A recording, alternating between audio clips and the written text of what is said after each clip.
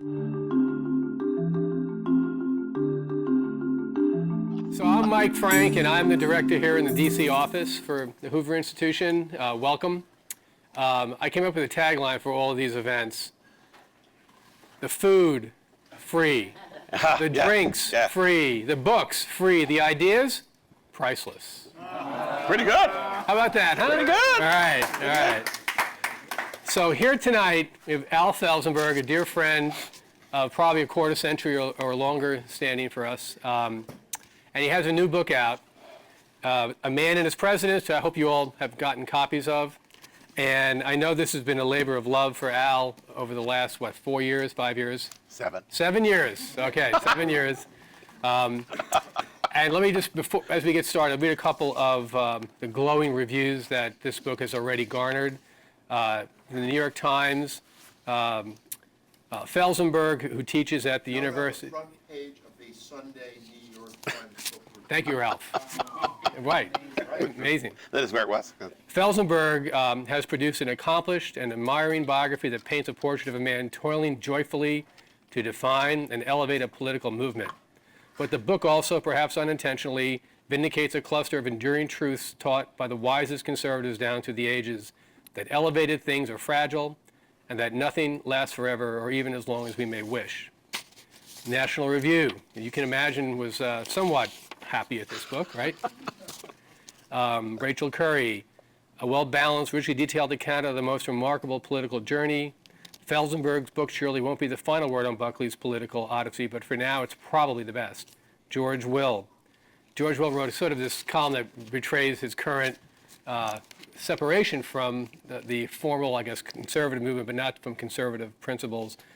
Today, conservatism is soiled by scowling primitives whose irritable gestures lack mental ingredients.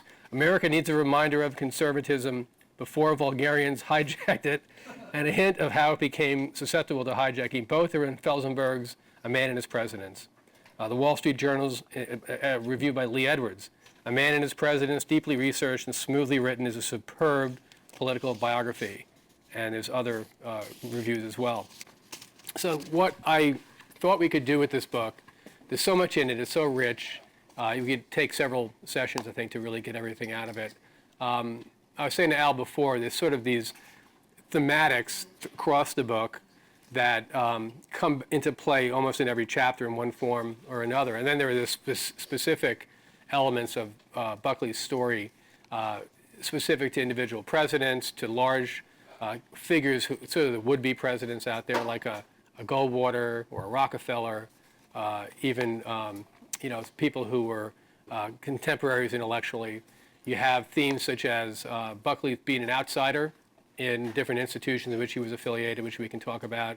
His role, a very important one, I think, the role he played within the conservative movement as sort of a keeper of the tablets, where he took upon himself to police the movement and find ways to keep the cranks and the kooks and the crazies away from besoiling the principles of conservatism. And he did that with a number of people along the way. The John Birchers, he did it with Joe Sobran and even Pat Buchanan to some extent, and also with, who was the other one I'm thinking of?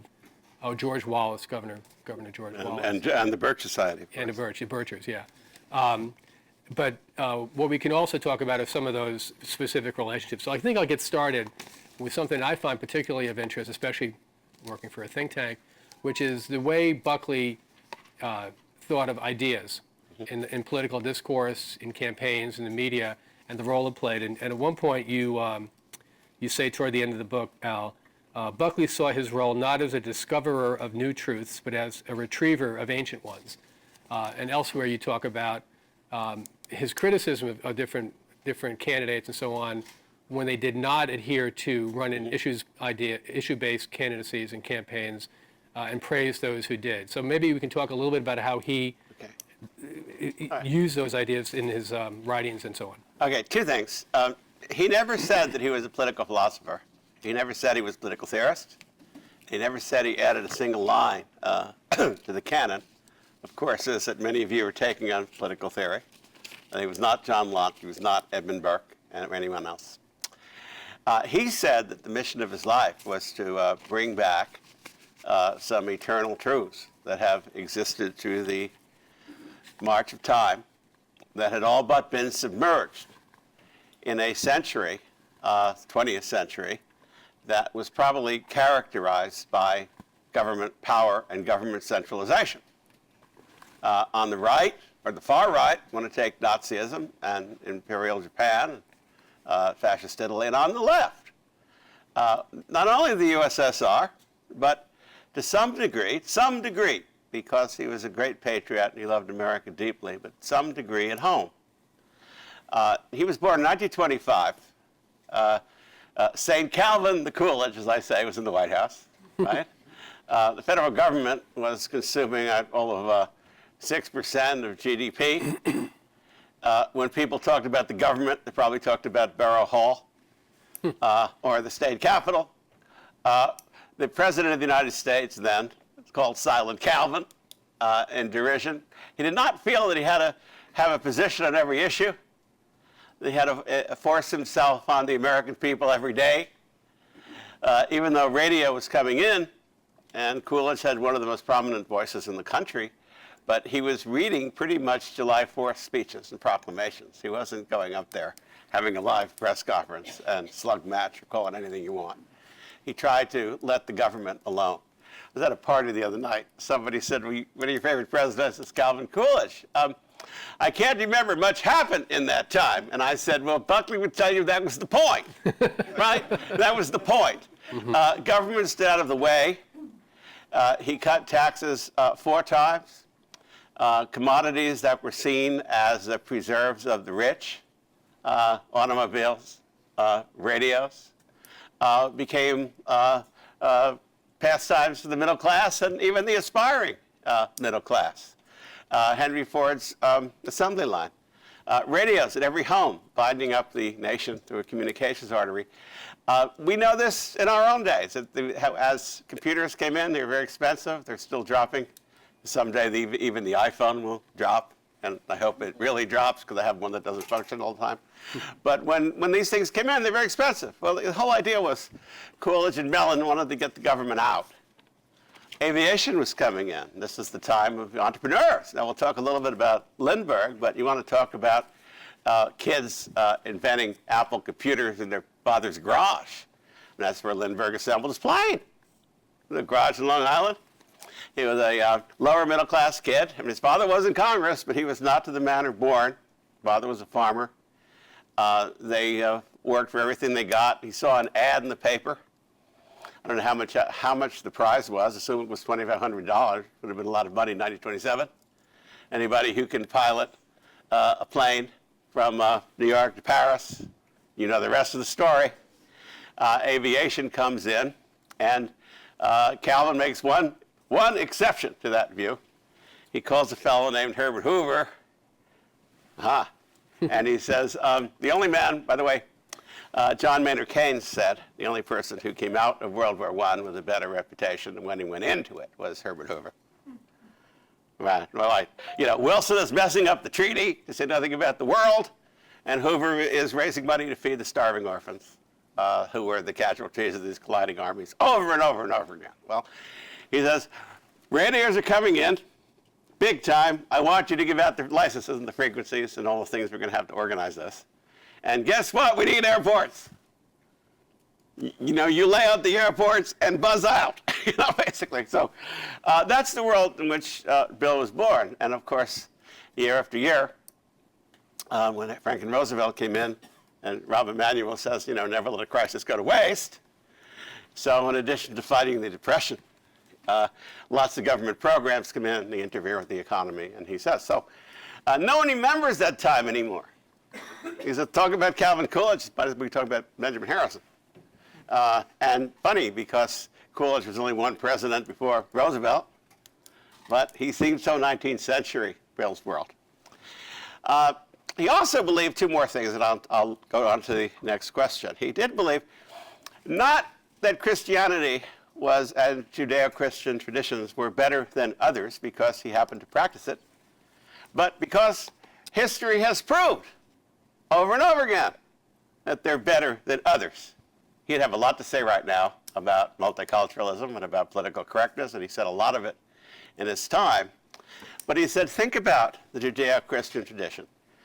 Mankind are made in the image of God. Wow. And that means that if you strike another person, you cheat another person, if you do an injustice to another person, you're striking at God. Well, that's the whole basis of justice. The whole basis of self-government, because after all, someone's going to have to govern us. How about ourselves trying it? And freedom and liberty and all we cherish. And he said, you know, we have a creed here that anyone who wants to come over here, become an American, well, we're a nation not formed by tribal bonds and not formed by race or conquest, but adherence to that creed. Does not mean because we are tolerant, we welcome people of all backgrounds, that this nation was founded by people who believe that half of the human species are untouchable. I'm not trying to knock their religion. They want to believe that, all right, but they didn't found this country. And there's a difference, and he was willing to take the heat for saying this over and over and over again. Mm-hmm. So finally, when you walk down to the Jefferson Memorial, there's a quote about, I've pledged eternal hostility over every form of tyranny over the mind of man. In Buckley's case, a substitute, I have sworn eternal hostility over the very idea of moral equivalence. Okay, that his last 25 years or so, he spent a lot of time writing novels. They're hilarious. He even puts himself in the novels. There's a great scene, you know, he creates a great ruckus at Yale, and so he develops this James Bond character who is himself, basically. And this guy is about to be recruited to the CIA, young Buckley, in the name of blank for notes, and he hears a ruckus in the other room. And he goes, what's going on? He said, well, President Griswold is having a fit because this little snot-nosed and William F. Buckley Jr. just wrote a book, and all the alumni are calling. Also, he writes himself in the book. Okay. But what he points out was moral equivalency. He read John le Carré, and he read Graham Greene. He liked detective stories, he liked spy stories. And he said, because the Soviets and the Americans both engage in spying, deception, law-breaking, murder, blackmail, seduction, does not make them morally equivalent. We're working for the good guys. We're working to liberate Eastern Germany. We're trying to create coups from within using local populations. They're trying to feed the mouth of the dictator. Remember that. So when he would talk to certain audiences who were giving him a hard time, he said, all right, try it this way. And Al, there was a point on moral equivalency where he tried to create an analogy. That's what I'm going to do. What wasn't the woman in the bus. He did. That was very That's effective. the story I'm going to tell. Okay. Imagine a person, he used a woman example, a person in a wheelchair, a woman in a wheelchair. She's navigating the wheelchair, and a pedestrian emerges out of nowhere and pushes the wheelchair into an oncoming bus. Unhappy ending. But imagine that a woman is crossing halfway through and the light changes. The driver doesn't see her, and he's heading right toward her, and another pedestrian comes along and pushes the wheelchair out of the way of the bus. Happy ending. Well, both stories have an old lady in a wheelchair in the bus, but they're not morally equivalent. And he said that is the problem that's affecting our campuses. That's the problem that's affecting our faculties. There are two sides to every story, and most of the time ours is right, and the better one. And the times it's not, we need to change the people making those decisions in our name. So you mentioned the character Buckley in the novel, causing a ruckus at Yale. Yes. One theme throughout the book, excuse me, is Buckley as an outsider. Yes. At his high school, his boarding school, at Yale, in New York, and so on. Could you talk about the way him being an outsider, A, what that meant first, and B, how that might have affected his engagement with all these different... Well, a couple of things. And before we get to being out of place, let's talk a little about in place. When he emerged in a family of 10 children. He's 6 of 10. Father was a wildcat Texas oil man. which might explain why he believed in free markets. If he hated anything more than government regulation, it was the big 7 sister oil companies, because they were all trying to put him out of business. And actually, it was Standard Oil and one of its rivals that actually tried to have him assassinated. So he doesn't like big business any more than he likes big government. The mother, a beautiful Louisiana belle, had a grandfather who fought in the Battle of Shiloh. So there, on both sides, there are some Texas and Louisiana strains. And very wealthy and exceptionally religious. We're very religious, very devout Catholics. Now, we've all had some wonderful parents, some wonderful teachers, and clergy and mentors and role models in our time. We can all think of them in our life. And what do they all tell you? They tell you, be nice to other people, go out of your way not to offend, right? Don't go out of your way to bring up political, religious, and other differences. Well, Buckley said, the heck with that, right? My job is to bring them around to my point of view. Well, what creates that self-confidence, if not arrogance? Well, the fact that, remember when he was the guy, Buckley was the guy that introduced Brideshead Revisited to American audiences. He was our Alistair Cooke. He identified very much with the British upper class and British Catholics. Because British Catholics go back a long way, and the ones that did not convert when Henry VIII created all that trouble because he couldn't stay married long enough, or whatever the reasons, we know the reasons, but all right, they were more Catholic than the king, or the Pope in this case, and they were there longer. So he had a great identity with that, a great pride of that, going back to the true church, the ancient church. And when he was growing up, I mean, he didn't really have any playmates or any contemporaries till he went to prep school. So he had these 9 siblings, or his political system, okay, plus the servants, the father and a mother. Now, I told you about the father and the mother. Now, when you're 6 out of 10, well, when you're 4th out of 6, in your case, right? Okay, all right. Think about it. The first one falls down a flight of steps. Great horror! He's bleeding. He's dying. Get him to the hospital. My mother was right. I was too young to have children. This is a catastrophe, right? Well, you know, by the time the 6th one does it, suck it up, act like a man. Can't you see we're watching Perry Mason reruns? You know, leave us alone. Buzz off, right? Well, you know. So by the time he comes along, how do you get the attention? I'm getting to the outsider. How do you get the attention? Well, the dinner table and great wit. The father would all drill them what's going on in the world, what happened today, and what did you learn? What did you learn at school, at your home school? What did you learn when the Latin teacher gave way to the geometry teacher? And then at 4 o'clock was horseback riding. Monday and Tuesday it was sailing. Wednesday it was tennis. All right, so what did you learn today? And what's in the papers? And he starts drilling them on different things. And Bill always had a hysterical answer. He entertained the old man. He entertained the other 9. So he goes out into a world that great confidence, because you had, you know, his army's artillery squad were 9 adoring siblings, well, all who agreed with him on many, not all things, many things. And apple of the father's eye, and very close to his mother, from whom he gets the wit, the empathy, and the tremendous sense of humor. I asked Mike, are you going to introduce the segment tonight with the firing line? Anthem. Well, the anthem is the second movement of Bach's Brandenburg Concerto. I mean, there we are. And that came from the mother. That came from the mother. There's always music in the home. So they are Catholics in Yankee, Connecticut. They certainly have a different point of view than their neighbors. Most of their neighbors are part of the waspy Protestant establishment. They're not. Most of the neighbors want to give help to war-torn Britain. He will change his mind on this, but they don't. They're now part of the later Lindbergh, or the first America First. And I point out, I was criticized by somebody for pointing that out. Buckley was a teenager, a member of the American Legion. And of course, when John Kennedy was in college, he too was a member of America First, as was Justice Potter Stewart. We recognize him as a moderate. Several other people who history has been kinder to Sergeant Shriver, many people. But I was criticized for pointing out that liberals do what Buckleys do. Well, I don't understand that, but come on.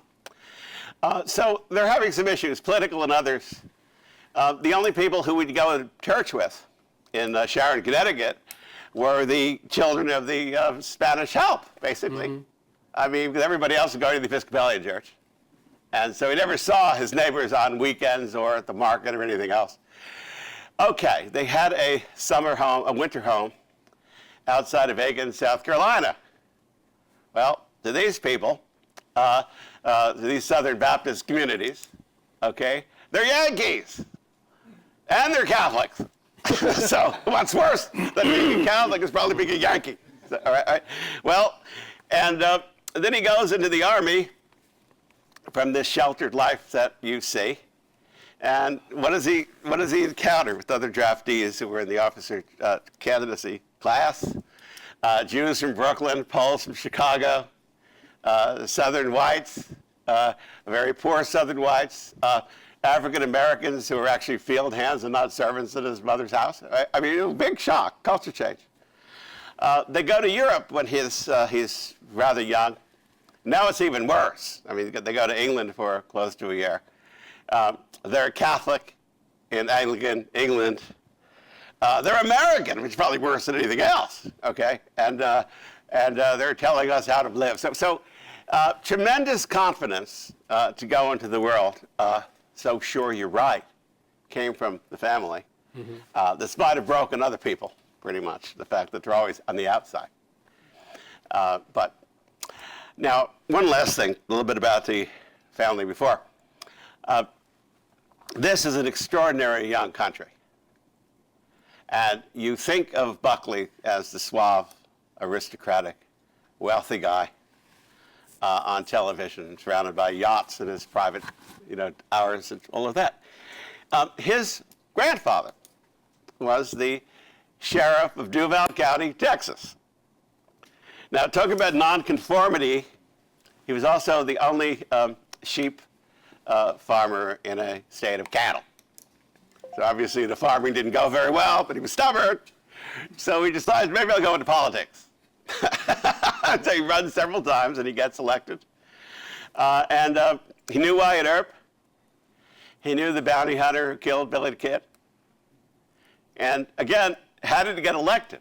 Well, he got elected with the votes of Mexican Americans. This is interesting. This is a conservative story, but not told very well. It's a fascinating tale that he figures out, well, again, just like in Connecticut, that the Mexican Americans are the ones that are going to go to the Catholic Church. And he goes to 9 o'clock Mass, and then he has his coffee, and he goes 10 o'clock Mass, 11 o'clock Mass, noon Mass, and there's his whole operation. He spends the entire morning, shaking hands with the priest at church.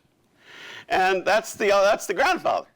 So we're talking about hard scrabble from 3 generations, from the grandfather to the Texas wildcatter to this.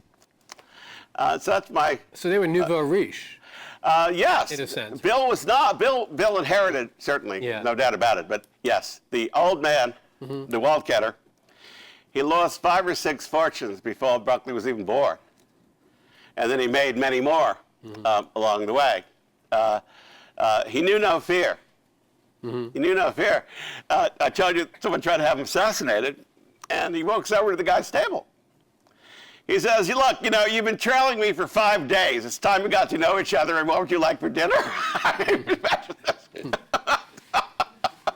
Unbelievable. So the old man, the sheriff dies when the old man is, the father is, I guess, a sophomore or a junior at the University of Texas. The great story about the land grant office, the UT grant. Right?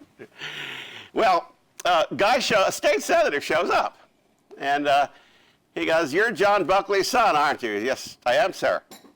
And he says, well, I want to do something for you, but I don't have any money. I can't afford tuition. But I am a state senator. I can get you a job in the land grant office. And he stays at the land grant office for the rest of his time, and it pays for college and for law school. And then he says, well, I've got this sister. Yeah, that's great. Sister takes the job he vacates. The sister puts the younger three through college, all through the land grant office, all through Grandpa's political connections. Now, part about Bill we forget, Ray Price was a speechwriter for President Nixon. He also was a freshman at Yale when Buckley was a senior. He told me that if Buckley did not go into commentary, it would have been marvelous political boss. Buckley becomes the chairman of the Yale Daily News. And he has a brother-in-law, you all may have heard of Brett Bazell, fondly remembered as the ghostwriter, Conscience of a Conservative, and many other things. Well, one story about them, they meet very early. They're both on the Yale debating team. They win, the 4 years they're together, they win the North American Cup every single year. Wow. Well, Bazell, the idea is Bazell's going to take over the Yale Political Union. Bill's got the newspaper. Two of them are going to run every undergraduate operation in Yale University between 1946 and 1950. So Price told me that Bill, obviously he was the role model to all the freshmen. They just all want to be like him. So they'd find ways to ingratiate themselves with him. And he says, yeah, well, you could help. You can get some votes for Brett. How are we going to get votes? He said, well, the soccer team comes home from practice at 5:45, and they're going to eat at the various dining hall. Grab them by the elbow. Take them to vote before they eat. And he said, he always said, well, you know, here's my list of 15 who turned out. You can get 20. I'll tell you we can get another 5. So you see it with the grandfather, and you see these genes. They're quite active. So Ray said he would have been a great political boss if he didn't have the magazine. Mm-hmm. And I think that's right. Well, you mentioned Yale there. As an outsider at Yale, which became the genesis eventually for God and Man at Yale, he was an outsider there. He was an outsider when he ran for mayor in New York as a kind of this iconic, weird yes, candidate who had this incredible attraction to the out-of-borough working class and so on. Maybe just how did being an outsider play into his way of engaging in the war of ideas, in his relationships with major figures like presidents and so on? It seems like that was pretty important. Well, yes. We can talk more about the earlier presidents, but 65, Bill was one of the people who had the idea that we had, well, I don't want to quote George Wallace, but he was the one who said that, well, both parties wasn't a dime difference between Republicans and Democrats. And Bill, as I said, graduated Yale in 1950. The American Political Science Review, some of you may have heard of James McGregor Burns, a great biographer of FDR and some others. Anyway, Burns was head of the American Political Science Review and decides we have an idiot system here. We shouldn't have liberals like Adlai Stevenson in the same party with James Eastland, a segregationist. And we shouldn't have liberals like Jacob Javits in the same party with Robert Taft and Barry Goldwater. We should act like a normal country. Well, be careful what you wish for, right? Okay. And we should have all the conservatives in one party and all the liberals in one party. Now, he didn't stop to ask whether this would work in a system of checks and balances, but that's what he wanted. And Bill believed that too. Thought it was very inefficient government. And you can never get organized, you can never hold anyone accountable. So when he ran for mayor, this is what's rather significant, the liberal candidate, or the Republican candidate, was John Lindsay. Not only one of the most liberal Republicans of his era, but maybe the most liberal person in Congress. And Buckley once said, Lindsay was attacked once for opposing anti-pornography legislation and wanting to shut down the House American Activities Committee. And according to Buckley, the only funny line Lindsay ever said were, what do you expect of a congressman? The two biggest interests in my district are pornography and communism. So, okay. All right. So that's your Republican candidate. And Buckley was very annoyed that, he said, if Lindsay wins, the first rule of political science is, dent the other guy's base. So if this John Kennedy lookalike wannabe becomes the mayor of New York, the most liberal and most democratic city in America, there's going to be a rush to nominate him for president. Then we're going to have two liberal parties. I have to stop this. In private letters, strangle it in the cradle. In private letters, all right. how Buckley sort of appeared in my consciousness was the Democratic primary was held in September that year. Now, Lindsay was already nominated. I mean, Nelson Rockefeller decided that he's running, and that's that. Okay. Another joke. Some of you, as old as I, remember growing up in New York, and there was constant feuding between Rockefeller and Lindsay. What started it? When Rockefeller told Lindsay he was running for mayor, he gave him a, quote, loan, $500,000. Well, he gave him a gift, $500,000. Lindsay went around telling everyone it was a loan. And then, of course, Rockefeller, to his dying day, went around saying he never repaid it. So you decide. Anyway, so they nominate, the Democrats nominate, and they nominate the controller, Abraham Beame, who will be mayor later on. I call him the son of Sam Mayor. He's mayor later on. Okay. So they asked Mr. Buckley, I was 15 at the time, I'll never forget this. How would you characterize your two opponents? How would you differentiate them?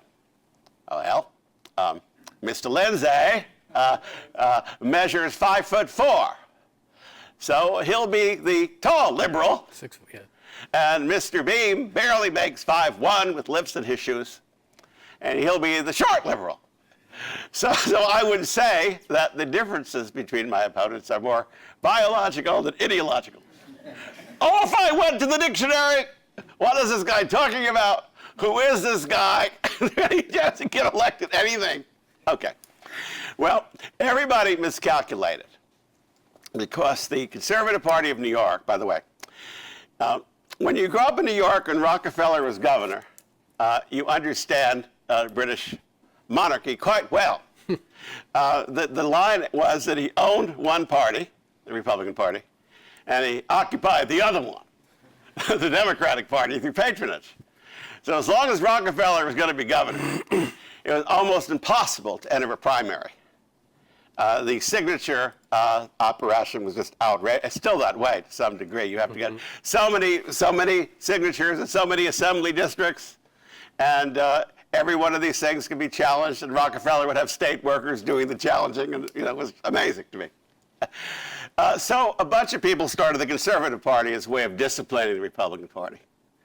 That will drain off some of the base, maybe by enough to let the party be defeated. So next time around, they might move more to the right, more to the center. So he's now the Conservative Party nominee.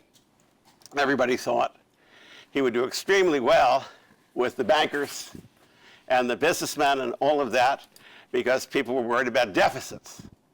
And, well, the answer is he got more votes. Proportionally, he got more votes in Brooklyn and Queens and Staten Island than he got at the Yale Club. Going with Buckley Jr. The shocker was his base turned out to be shopkeepers. They turned out to be Catholics, Poles, some of the people we were talking about. Let's talk about the outer boroughs for a minute. Daniel Patrick Moynihan wrote a marvelous chapter in a book called Beyond the Melting Pot about the Irish.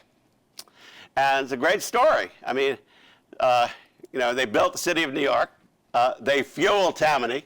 They fueled the Democratic Party when the Democratic Party was the party of the expanding middle class. They were it. But suddenly, when the 60s come along, and suddenly New York is supposed to have a foreign policy, and suddenly courts are getting involved in schools, the courts are getting involved in hiring, and everything else. And liberals win with the civil service reforms, and now patronage is even going away. And, you know, the Supreme Court says we can't have prayer in public schools. The president says pray at home. Well, that's very nice to pray at home. But now you're saying that you're now going to bus my child. First you don't have prayer. Now you're going to bus him, not because you're sending him to the collegiate school in Manhattan and he might get a better education. You're busing him because somebody in City Hall or in Washington decided that the only reason for schools is racial balance and social experimentation. Right? This is Moynihan first, not before Buckley even started running. Moynihan's writing this. And there was a great guy who merits a biography of his own. His name was Barry Gray. You may remember him. He was a New York late radio show host of 11 to 1. He actually was a very smart guy. I don't know, he probably stayed up from 11 to 1 for the show, and he probably read all day. And he had Moynihan on discussing the book, and then Moynihan, when Buckley was a candidate, Moynihan came back and he said, William F. Buckley is using my work so many times, I want to sue him for plagiarism. So that gets Buckley on the show. And he said, well, somebody should tell Professor Moynihan that every time I use his work, I footnote. I use his work, I refer to him more than I do to my opponents. Then he said, and by the way, someone should tell him, plagiarizing the Bible, if I were dumb enough to do it, would not make it less true. So once again, I'm sitting there lying in bed at 12:15. Who is this guy? You know, who is this? But he taps into something that these people don't have the ability to move out. They're not very chicish. Liza Minnelli is not performing at their bars and taverns, right? Summer vacation is maybe a week at Coney Island or Jones Beach, right? Other people come in and say they can't have the system they had, and then their kids are going to be used as what they think is an experiment. Taxes are going up. You know, and John Lindsay's running around with movie stars. Liza Minnelli did support John Lindsay at a big concert in Central Park. All of Hollywood, well, beautiful people versus people who work for a living. Well, and the one person who's not calling them racist and all this stuff is Buckley. Now, of course, he's called a racist. I mean, Jimmy Breslin said what I just quoted, that what we're hearing from Buckley, says Jimmy Breslin, are the work of, what do you call it, Ivy League cracker. It tells you where he was and all of that. But he taps into, the late Cato Burns, a friend of yours and mine, she always told me, remember, there were Buckley Democrats long before there were Reagan Democrats. Right. So when you look at the totals, he won 13.5% of the vote, which was somewhat impressive. It's a liberal city, by the way. I mean, if he really wanted to be mayor, he would have run in Oklahoma. He wanted to make a point. He called it a paradigmatic campaign. So, there I go off to the dictionary another time, right? What's paradigmatic? Right? My parents didn't know, of course. So off we go. A paradigmatic campaign. We're going to try out ideas for the never-ending liberal, quote, urban crisis. Well, one idea.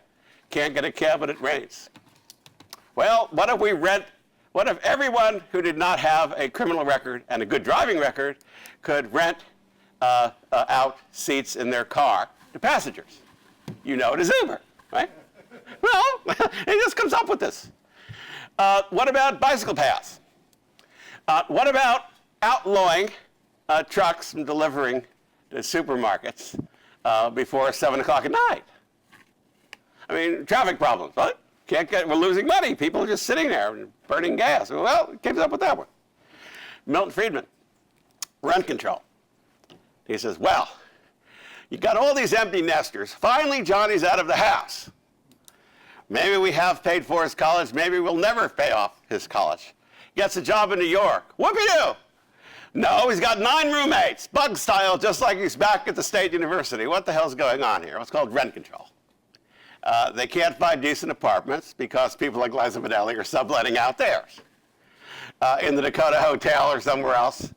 And the way we assess property, God forbid a landlord will improve a tenement, then the assessments go up. He puts that one on the table, okay? So this is his paradigmatic campaign. And a lot of these ideas will live past the campaign, and they will be implemented by Koch or Giuliani or Bloomberg. So, but he is the first to say, that he recognized there was a backlash, no question about that. And a lot of it was motivated in many rather unattractive impulses, but he also recognized that there were real grievances. He was the first one that gave voice to those grievances. One other theme, maybe we can get into it right Please. here, comes back throughout the book, and you do an admirable job, Al, of not sugarcoating any aspect of this, his attitudes on race and how they evolve. And maybe you can go through that. Yeah, that's the other side of the coin. I mentioned his sheltered existence. I mentioned his parents were both very much schooled in the old way. Buckley's parents, I think, were part of what you would call the old Bourbon South, the great gentility. In our day, it associated with Bill Fulbright, with Sam Ervin. Now, we know Sam Ervin, I'm just a country lawyer, right, from the Watergate period. But we forget, conveniently, Sam Ervin also wrote the Southern Manifesto, which, as the country lawyer, the Southern Manifesto pledged all the Democratic members of the Senate from the South to do everything they can to resist the Brown versus Board of Education decision with all the rigor they had except for violence. 3 people don't sign that. Lyndon Johnson, because he's given a pass by Richard Russell, because he might run for president, he is going to be leader, and we can't get him to take one side or the other, right? Estes Kefauver, and Al Gore Sr. The only 3 who don't sign it. It doesn't mean to say they support civil rights legislation, but they don't sign it. Okay. But Ervin and Fulbright and Russell, they may have supported segregation and maybe even white supremacy, but they didn't believe in violence, and they hated the Klan. And they had a noblesse oblige, like, we can take care of our people here. And we, by the way, we can also take care of our Southern whites who aren't getting many goodies either. A lot of them can't vote either. And for many, many years, you have this agitation. It's now known as the white primary. Robert explained to me how that worked. Blacks weren't voting, and of course, whites, populists were agitating. And of course, these people begin to lose power in the white primary to the more snarling generation that do propose violence and are critical of the Ervins and the Fulbrights and others for not doing more to keep aspirations of African Americans down. So, Buckley writes some very, very, well, even by the lights of 1955, 6, and 7, horrendous editorials. Horrendous even by the lights of his own movement. And he basically says, you know, that whites have a right to govern the South in perpetuity. They are the more advanced race, he says. What do you mean by advanced? And we said, well, don't ask me. They have an organization called the Society for the Advancement of Colored People. Well, they say they're not advanced. So, yeah, it was not pleasant. But what he was thinking about, I'm not excusing it, because I said by the lights of his own movement, Robert Taft was not very long in his grave, but Mr. Conservative was a great champion of civil rights, Robert Taft. And for a conservative liberal government character, he was the first one to propose a Department of Education. He said, well, if the southern states are not going to educate their children, we will do it. There was a thing called the Civil War in this country. Same thing with housing policy. Robert Taft said losing a house is one of the biggest things that break up marriages and families, and children should have stability, and he wanted to roll for that. So it was, you know, conservative, but not exactly what you'd call libertarian, because in Taft's view, some of the things they were asking for were not outrageous. He was now dead, but he would have supported the Brown decision. Bill Nolan. Now, before Bill Nolan lost his California Senate seat, he was Buckley's hope to be the conservative star, and not Goldwater. Goldwater will fill that void. Bill Nolan was the sponsor of the 1957 Civil Rights Bill. I can go on. Even Goldwater. The Goldwater will oppose the 1964 bill, but he voted for the 57 bill. So if Buckley wanted an out, there were ways out, but he clung to that position. Well, as the snarling, he called them welfare populists. Great line, welfare populist. As the George Wallaces and the Ross Burnett's, I think it's going to be 60 years since the Meredith case coming up in 61. We're going into the fall of 17. Yeah, it's about that. When Old Miss was integrated, Kennedy sent troops down, right? General Walker starts a white riot outside, and a bunch of French reporters get killed because of this bottle throwing and all of that stuff. Buckley says this is a whole different breed of Southerners. These aren't the people I'm trusting to govern their own affairs. They're causing trouble. and something has to happen. The editorials change from whites are always entitled to rule to listen, you new generation, you got to get with the program or you're going to get the thing you fear the most, federal intervention. Then you have a series of violence, the summer, Mississippi, all of that. He gets galvanized when the Birmingham church bombings happen about a week after the March on Washington, 1963. And 4 girls in their Sunday best are killed while they were in Sunday school, in church. Condi Rice knew them. She'd gone to the same church, gone to the same school. Talks about it a great deal. And a staffer walks in and finds the editor of National Review, all the great things I said at his table, weeping. And he writes an editorial saying that he holds George Wallace personally responsible for this, that his incendiary rhetoric, he says, by this time I didn't need the dictionary, I was already in college.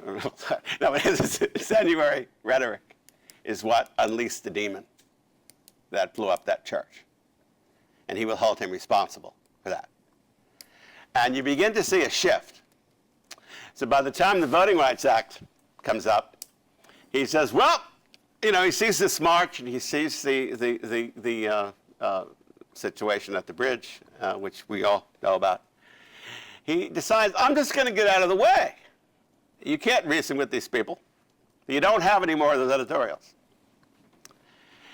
1968, we're going to talk about presidents in a minute, but I want to get this one in. He destroys George Wallace without George Wallace knowing it. Now, Wallace may have been a demagogue, he might have been wrong on many things, but stupid he was not. Well, this time, I don't think he realized he was being destroyed. Buckley starts off by saying, you say that you're a conservative candidate, you don't like federal intrusion, and you don't like crime. You're going to get tough on criminals and the federal government out of this and this and this and this. I love your budget here.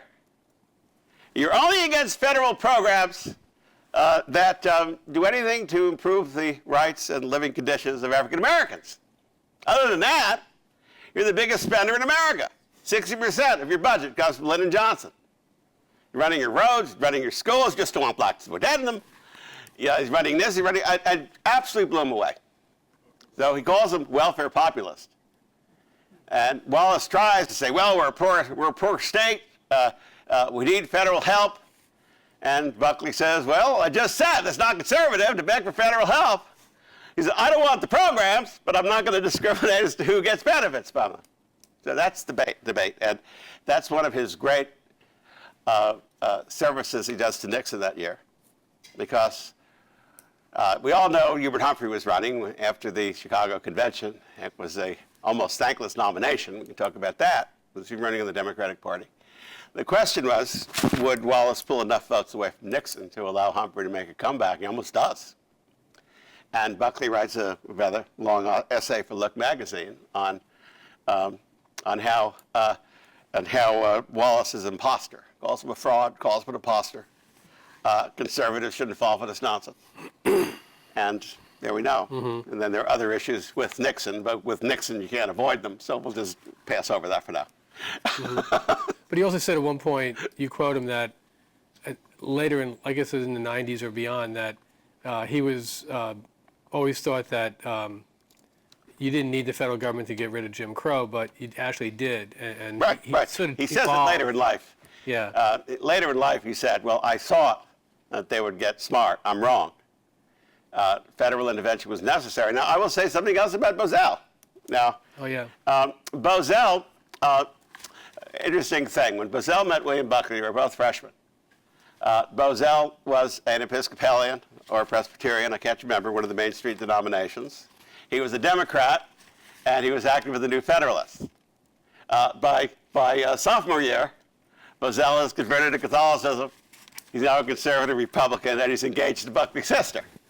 Right? All right. So you can tell who had more influence on the other from what I just said.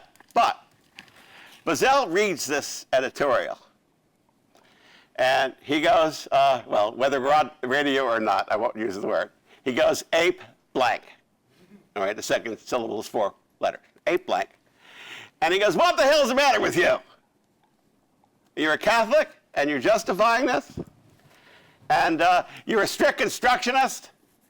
Have you ever read the 50th Amendment? Have you ever read the 40th Amendment? Have you ever read anything?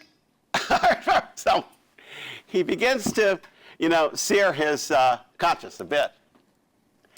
And I left something out, which is very important. So after the church bombing, and a staffer walks in and sees him in tears and all of that, he writes a letter to his mother. Now, he's now, in his late 30s, early 40s. He writes a letter to his mother. And he says, she's the most religious person he knew. And he goes, I can't understand this. Where does it say in the Catechism that black people are not made in the image of God, and they're not the equivalent of you and me? Yet, for 4 decades, I didn't see anything about it. You said nothing about it. Dad said nothing about it. Our priest said nothing about it. This is bothering me. Well, I mean, it's not the kind of letter most of us write home, okay? And, but he had to talk to someone, and he went to the most religious person he knew. Now, that's a real change. But he then said, yes, Mike is quoting this later in life, that I realized federal power is necessary. Mm-hmm. But the danger is, if you call Caesar in to break up the power of little Caesar, how do you get Caesar to leave? Mm-hmm. That's a story for the ages. But well, we're going to turn to questions in a second, but this wouldn't be a good interview or discussion without discussing Buckley's relationship with Ronald Reagan. Oh, yes. So why don't we go into that a little bit and how we think that evolved. Okay, very quickly, because I want to hear from you. I don't want you to be here till 10 o'clock. All right. This is odd. Reagan was more familiar with Buckley than Buckley was with Reagan, even though Reagan was the actor and Reagan was on the silver screen. Bill was not very much into popular culture. Late in life, Ira Glasser, the head of the New York Civil Liberties Union, takes Buckley to a ball game. His first time in his life, and the only time in his life, takes him to a Mets game. He also tells him it's the first time he'd ever been in a New York City subway. And Glazer said, didn't you run for mayor?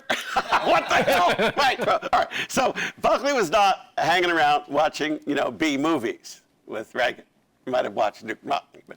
But Reagan, when his career is in Hollywood has gone kaput, and he's got a new wife now, and a young family, and a very ambitious new wife, and doesn't have a job. And for a short period, really amazing, Ronald Reagan, for about 2 years, until he found his way, was acting as a warm-up act in Las Vegas nightclubs for a dancing seal show, right, with the hoops and the whole shebang. I mean, this is rather humiliating. So he gets a job as a pitchman for General Electric. And he has a boss named Boulaire who says, well, you're going to be giving lots of speeches across the country, and I got this little magazine, and you can put it in your pocket, and you'll have some good one-liners, and the editor's pretty funny, and blah, blah, blah. And Reagan starts reading Buckley, essentially, and was one of the early subscribers to the magazine, and all of that. Reagan's career is made when, you're about as old as I am.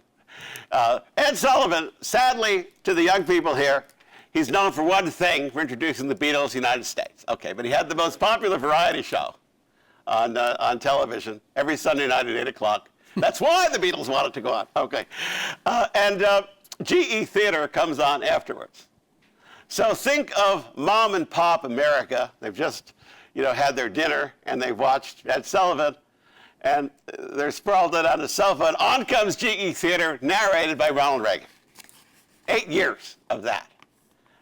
Now, they're already acclimatized to see this communicator at work. But, okay, 1961, the Bible says nothing new under the sun. Okay, the issue is health care.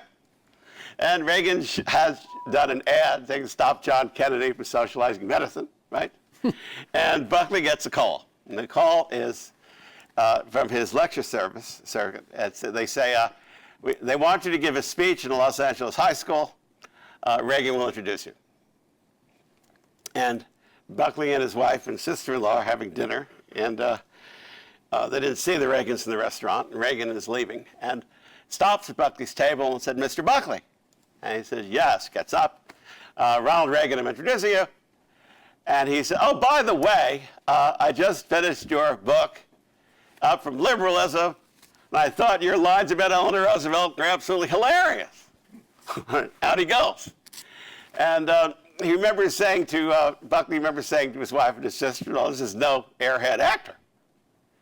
It's not my best book. It's not my most interesting book. And the older stuff comes in near the end." So you read it. Basically that. Then Reagan decides to show off his physical prowess. He's trying to introduce Buckley, and the lights are off, mic's not there, the control room's locked. He jumps out on a catwalk. How many of us would do that? It's only on the first floor, but trust me, I would not do that. And he gets out on the catwalk, and he crawls down to the other room. With the elbow, he breaks the glass. He jumps in, presto! Well, now he didn't go back on the catwalk, he just came down now. Now we can open the door, and lights on, camera, action. No dumb actor. And they start a correspondence. And the night, a little more about Reagan. I'm cutting off some of the, but the night Barry Goldwater is defeated, they exchange notes, and they agree to have dinner in Los Angeles. Pearl Harbor Day, December 7th, the date that I used to be told by my class all the time. We don't know about it anymore. Even George Bush messed up the month, right? September 7th said, "Our war hero, our president," but leave that be. Pearl Harbor Day, a month after Goldwater's defeat. They're having dinner in Los Angeles. Reagan is telling Bill that everyone associates the term listening tour when Hillary decided to run for Moynihan's seat, and she went around New York State getting to know people. Well, this was a listening tour before Hillary, because Reagan tells him, "Look, a lot of people want me to run for governor. I'm not going to change my principles to get elected, but I think I can take Goldwater's principles and put them in the vernacular of the common man and make it much more aspirational than negative and nasty. We need a new messenger. We also have to change our message." And Buckley does not yet know that he's about to run for mayor. And the media spin, of course, is conservatism is dead. How many times have we heard that in a lifetime? And the Republican Party is dead. Well, maybe it's true this time. We'll see. But I mean, that was the national media line. But the two of them, it's ironic, 1965, 64, and they're already talking about 65 and 66, and building a movement from the ashes of the old. So that begins it. My favorite story, and then I'll yield back. Most people who are married have adoring spouses and want them to succeed, which is the idea of marriage, right? Most people aren't married to Nancy Reagan. Jimmy Stewart said that if Ronald Reagan met Nancy first, he never would have been president, because Nancy would have made sure that he had every leading man role in Hollywood. He would have been Gary Cooper, he would have been Jimmy Stewart, he would have been Clark Gable. And Stewart said, "Speaking for myself, aren't we glad that never happened?" You know, I mean, so Nancy writes Bill out of nowhere, "I know you don't cover in your column agricultural politics in Northern California, but Ronnie is taking a tour, a swing out that way. Here are a bunch of position papers he's taken on every possible agricultural issue, and his position is underlined in red." And she sends him this box. You'd call it a FedEx box. And like, what the hell's this? Well, this goes on for 30 years, at least. Christopher Buckley, we all know about Reagan. Reagan was a very affable disposition and all that, but he had very few close friends. You know, he'd hang around with George and Jack Benny. They'd swap jokes about Hollywood. But when you get anything deeper, it wasn't much. Mrs. Reagan used to say that there was part of him he kept secret even from her. According to Christopher, the only man that Christopher knew that could break Reagan's veneer was Buckley. They and their wives went on vacation together. They wrote notes to each other about raising children. They both had sons about the same age. They wrote about houses. They wrote about, hiring people. There's one great line that Buckley gave Reagan that I hope somebody gives to the president now, that you have thousands of people to appoint. You don't want people who want these positions to ennoble their resume. You want people you have to beg to serve. That's Buckley to Reagan the night of the election. Wow. Okay, So it goes on and on. We can go back to it. So let's turn to some time for questions, but before we go there, the humor, the Buckley humor, yes. I urge you to read the book and highlight the various points where you just burst out laughing. And my suspicion is that Al on the cutting room floor left a whole lot more of those moments than were able to be added into the final text. My favorite is when Buckley was asked why he consented to do an interview at Playboy magazine. His response was, so I could communicate directly with my 16-year-old son. You know, and there's lots of those. But Lots of them. So anyway, questions for Al. And we have a microphone here, so the gentleman in the back. Yeah. Wait. Yeah. Okay. Hi. Thank you, Professor. What were Buckley's views on Vatican II, and could you comment on his relationship with Whittaker Chambers? Okay.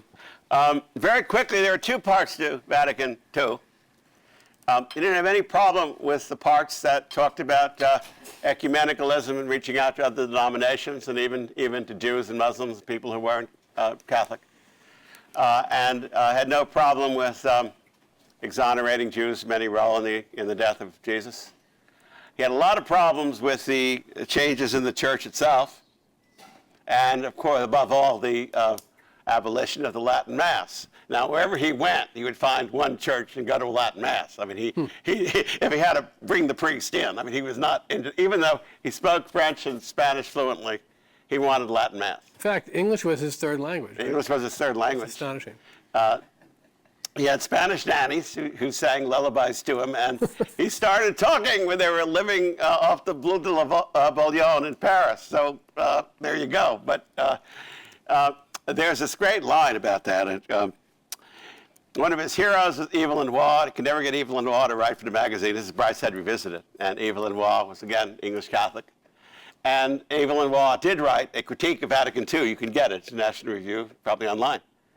And one of the great things I opened, there's a letter from Bill Rusher, the publisher of NR, to Buckley. It says, Cardinal Spellman, who was one of the more conservative of the American cardinals, Cardinal Francis Cardinal Spellman just called the office. He wants 3,000 copies of Evelyn Waugh's critique of Vatican II, but he doesn't want it associated with him. So what should we do? And Buckley writes from Switzerland, pay for it and get it out. You know, I mean, so that's what we know.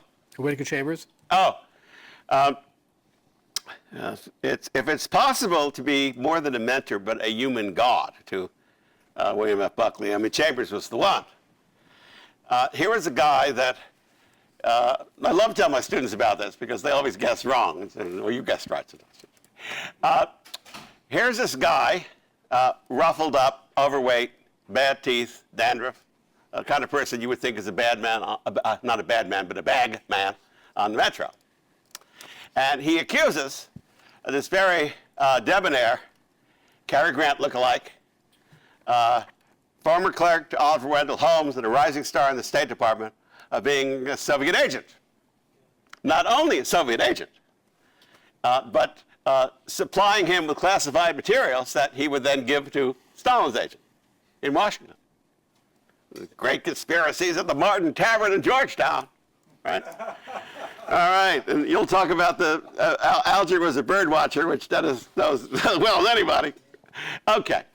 Well, I say to my class, so, you're a congressman, you're a media person, which one of you believe? And of course, they all say they believed his, and they all did, except for one freshman congressman whose name has been lost to history, named Richard Nixon.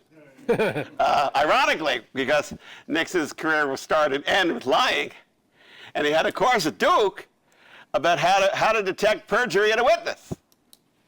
And it starts off, did you know a man by, do you know Whittaker Chambers? The name Whittaker Chambers meant anything to you? And he said he never knew anybody by that name. So he calls up Chambers. When you work for the Soviets, said you have another name. Well, yes, there were several. Well, Nixon goes name by name. Well, it goes on for months. Anyway, what impressed Buckley was this Chambers. This was all going on when he was at college, so he had this great admiration for this man. And then Buckley writes a book favorable to McCarthy. And Chambers says, no, I will not blurb your book. I won't blurb your book because I got enough problems without taking on McCarthy, right? I got enough problems. And only one guy named Nixon believed me or I'd be living under a bridge. And I got my own case still going on. Bye. Not bye. Well, that's an opening. Can I come see you sometime? And he goes to see him. And a father-son friendship develops very quickly. The young Buckley was a bit of a hothead. Very much a hothead. I won't say he was, well, I won't, some people have compared him to Ann Coulter. I will not do that. But his older sister, Eloise, called him Little Lord Fauntleroy. She said that when he was 7. So he could be a little heart-take, a little bit. Chambers gets him to slow down. Let me tell you a story. It's the goal of the Republicans and conservatives after 20 years of Roosevelt and Truman to take power back and get a chance to govern and persuade the American people that you're fit to govern. You want to roll back the Soviet incursions in Eastern Europe. You want to repeal the welfare state. You want to take away all the entitlements, all at the same time. What you're going to do is you're going to allow the other side to make the next 10 presidential elections a referendum on Social Security. By that time, the Russians will be in Denmark. Now, child, you have to learn how to prioritize. You can't get it all at once. And he says, go slow. He also says, look, Bill, Bill writes a series of appropriately outrageous criticisms of the USSR after they crushed the student rebellion in Hungary. And his heart went out to the young people, see the Soviet tanks come. And he said, Bill, if you want Ike to start a preemptive war with the Soviet Union, you better have the guts to say so. And then let the American people decide. But if you don't, maybe you should sit back and think of some other ways that we can bring them to their knees. And of course, you know the ways with Ronald Reagan. Break them economically, well, and wins the Cold War without firing a shot. So the Whittaker-Chambers role is eventually assumed at the magazine by James Burnham, who was the most realist of the editors. And finally, with Reagan, you're seeing Reagan tell Bill the same thing. Mm-hmm. You can't get it all at once. That's why God and the voters give us 2 terms. Calm down. What do you want to yell at me about today? Mm-hmm. One thing today, one thing tomorrow. It's the same relationship. And what manifestation of that, I guess, was the Buckley Rule about elections? Yeah. We heard a lot about it last year. There's great debate. The Buckley Rule is, I always go with the most viable conservative. Look, this is what, we can talk about the Buckley Rule, and he's not above criticism. The question was, Goldwater was destroyed. What do we do in 1968? So the Miami newspaper, Miami Herald, thank you, is no longer publishing. Well, that's the Miami Herald, Miami News, all right, no longer publishing. But they knew where to find him because he would take his yacht down to Miami every year. And they found him at the dock, and they said, September of '67. So what are you going to do about the '68 nomination? So he says, I'm going to vote for I want the most viable conservative candidate available. Why not the most conservative? Well, the most conservative would be Goldwater. My heart is with Goldwater, but we tried that one already. And so it's now a choice of, the one I don't want, my governor, who never endorsed Goldwater, and then the guy in between, Mr. Nixon. And he doesn't say what Maggie Thatcher said about Gorbachev. Thank God he didn't say it. there's somebody I can do business with. Okay, doesn't say it. Okay. But he says, so I would think it would be Mr. Nixon. And he thinks he can bring Nixon to his point of view. It splits the magazine. Russia almost quit. There's a major fight going on in the magazine because Buckley endorses the magazine. Well, what does that mean? You know, and all of that. If Buckley were here, he'd probably say that, you know, if you learn how to settle for the lesser evil, you know, what have you got at the end? Evil. So that's my Nixon chapter.